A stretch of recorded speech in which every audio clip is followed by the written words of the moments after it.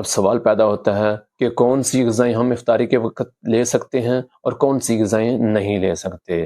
اس کا فائدہ ایک تو یہ ہوگا کہ جو جلن اور تذابیت کے مسائل ہوں گے وہ بھی آپ کو نہیں ہوں گے، انشاءاللہ بلڈ پریشر لو بھی نہیں ہوگا اور انرجی بھی فراہم ہو جائے گی۔ السلام علیکم، میں ہوں حکیم محمد آصف، اپنے یوٹیوب چینل اور فیس بک پیج سے آپ سے مخاطب ہوں۔ میری آج کی ویڈیو کا عنوان ہے رمضان اور صحت۔ رمضان کے اندر اسلام جہاں پہ عبادات بجا لانے کا پیغام لے کے آتا ہے، عبادات کی کثرت کرنے کا حکم لے کے آتا ہے، وہیں پہ ہماری صحت کا پیغام بھی لے کے آتا ہے۔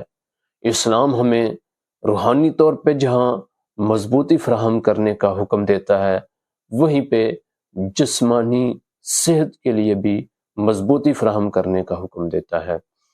ناظرین گرامی قدر، روحانی طور پہ مضبوطی اسلام یوں فراہم کرتا ہے، ہم رمضان کے اندر عام دنوں کے اندر جو عبادات بجا لاتے ہیں وہ رمضان کے اندر زیادہ بڑھا دیتے ہیں، اس کے اندر انہماک اور شوق اور رغبت بھی زیادہ ہو جاتی ہے۔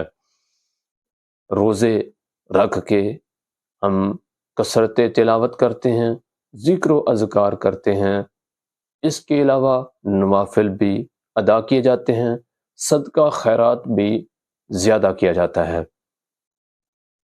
اسلام ہمیں جسمانی طور پہ یوں مضبوطی فراہم کرتا ہے، جب ہم روزہ رکھ لیتے ہیں تو اس کے بعد جب خالی معدہ ہوتے ہیں، منہ کے اندر بیکٹیریاز بنتے ہیں، جب ہم وضو کرتے ہیں اس کے لیے کلی کرتے ہیں تو کلی کرنے کے ساتھ جو بیکٹیریاز ہوتے ہیں وہ منہ سے باہر چلے جاتے ہیں۔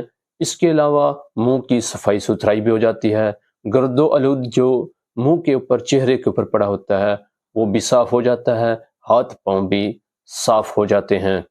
اس کے علاوہ جو تعفن معدہ کے اندر جمع ہوا ہوتا ہے یا انتڑیوں کے اندر جو تعفن بنا ہوا ہوتا ہے، رمضان کے اندر روزے رکھتے ہیں تو وہ تعفن بھی ختم ہونے لگتا ہے۔ ناظرین گرامی قدر، جہاں ہمارے جسم کا نظام درست ہو رہا ہوتا ہے، معدے کا نظام درست ہو رہا ہوتا ہے، ڈائجسٹو سسٹم درست ہو رہا ہوتا ہے، باقی نظام بھی درست ہو رہے ہوتے ہیں، تو وہیں پہ ہم کچھ بد احتیاطیاں کرتے ہیں جس کی وجہ سے جلن اور تذابیت کے مسائل سامنے آنے لگتے ہیں۔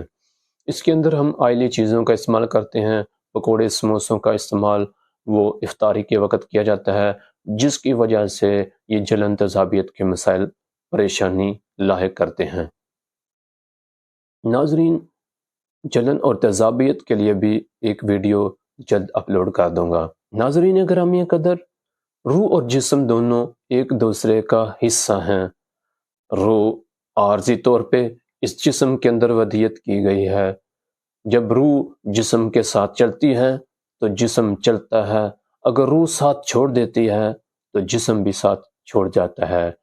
روح اگر متاثر ہوتی ہے، اچھائی سے متاثر ہوتی ہے تو اس کے اثرات بدن تک پہنچتے ہیں، اگر روح برائی کے ساتھ متاثر ہوتی ہے تو اس کے اثرات بھی بدن تک پہنچتے ہیں۔ اس کے علاوہ حلال کی غذا ہم بدن کے اندر شامل کرتے ہیں، ہم بدن میں داخل کرتے ہیں، حلال کھاتے ہیں، تو جہاں جسم سکون محسوس کرتا ہے وہیں پہ روح بھی سکون محسوس کرتی ہے۔ ناظرین گرامی قدر، رمضان المبارک کے اندر سحری جلدی ہو جاتی ہے تو پھر پیاس بھی کثرت سے ستاتی ہے، بھوک بھی کثرت سے ستاتی ہے، تو اس کے لیے ایک ویڈیو جلد اپلوڈ کر دوں گا۔ ناظرین، اب سوال پیدا ہوتا ہے کہ ہم سحری کے وقت کون کون سی غذائیں استعمال کر سکتے ہیں۔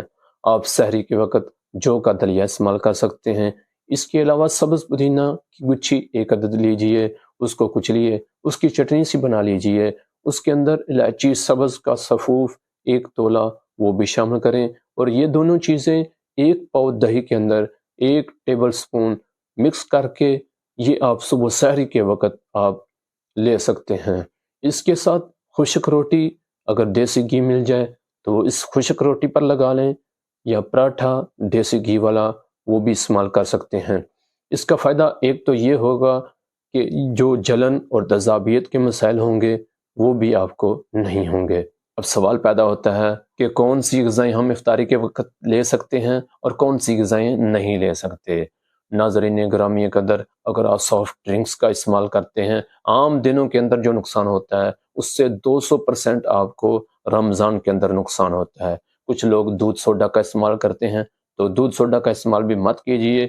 یہ جو کیمیکلز ہیں، کاربوہائیڈریٹس ہیں، ہمارا معدہ عام دنوں کے اندر جو نقصان برداشت کرتا ہے وہ رمضان کے اندر نقصان برداشت نہیں کر سکتا، کیونکہ سارا دن معدہ خالی ہوتا ہے، کیمیکلز وہ ٹوٹ رہے ہوتے ہیں، جسم سے خارج ہو رہے ہوتے ہیں، تعفن ختم ہو رہا ہوتا ہے، پھر دوبارہ سے کیمیکل ایڈ کر دیتے ہیں تو اس سے 3-4 گنا زیادہ نقصان ہوتا ہے، کیونکہ پھر لوگ آ کے کہتے ہیں جی ہمیں لوز موشن ہو گئے ہیں، جلن تیزابیت ہو گئی ہے۔ اس کا سبب یہی ہے۔